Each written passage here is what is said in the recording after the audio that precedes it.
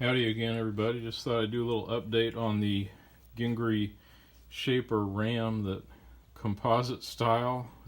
We'll see how well this works, but looking good so far. First thing I wanted to show is what I used. This is JB Weld steel reinforced epoxy, 4 to 6 hour dry time, dark gray. I got this at Walmart. It was like $6 for this tube, and I probably used about half of it to laminate these three pieces together.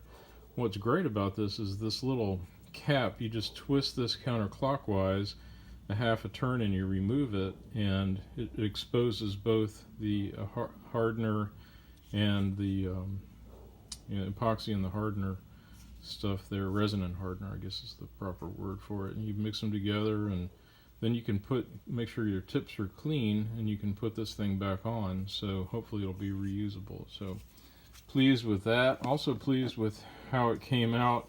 This is the side that was up. You recall I had the other side in plastic wrap, and I'll show that to you in a minute.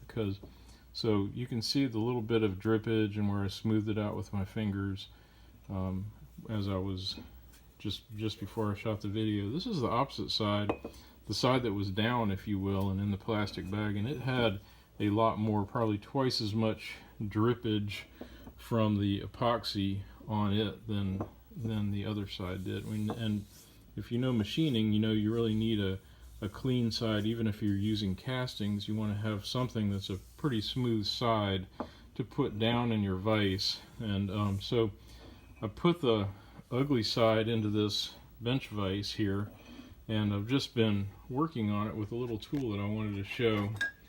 This is the nicest thing. It's basically a body shaping, panel shaping file, I think they call it, that I got from Eastwood, and it's made originally for shaping lead and body filler. I've used it for Bondo and things like that over the years. I had an old 52 Chevy pickup truck, which is part of the reason this channel got its name. So I've used it before and I really like it. I know it's a great tool, and when I was thinking about, well, what would be a really good way to clean up one side to have it in the vise, this thing came to mind. So I dug it out of my car repair stuff. This thing's made in West Germany, and Eastwood sells them. I hope they still do, because it's a really nice tool, and if you're thinking about getting one, it's useful for a lot of stuff. They last forever. I probably bought that thing 20 years ago, and it's still just like it was brand new. So here's the cleaned up side. I've been filing on it with the body shaping file. I'll probably do a little bit more, but I have a nice smooth. It doesn't look great, but it's a nice smooth with no raised edges. Like I said, I cut these things about 1/8 of an inch wider than they need to be anyway, so I'm pretty confident if I put this side down in the vise, I'll be able to machine the opposite side of it, take off a 1/16 or so, and then flip it over and take off a 1/16 on this side. And while it's in the vise, the machine vise that is, in Bridgeport, I'll be able to clean up the front and back edges, and with them, like, this is what it looked like with the plastic on it that I've filed down on the opposite side. And so I'll get it all cleaned up.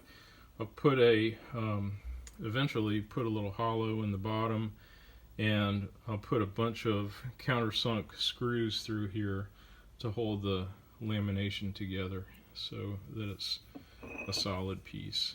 And I think we'll have good luck with that. I've already sketched out some ideas about giving it a little shape, a little artistic styling, but job number one will be to get it all square so that I can mount it. And I think I'm going to use the lathe to bore the 3/4 inch hole right in there, but we'll cover that in a different video.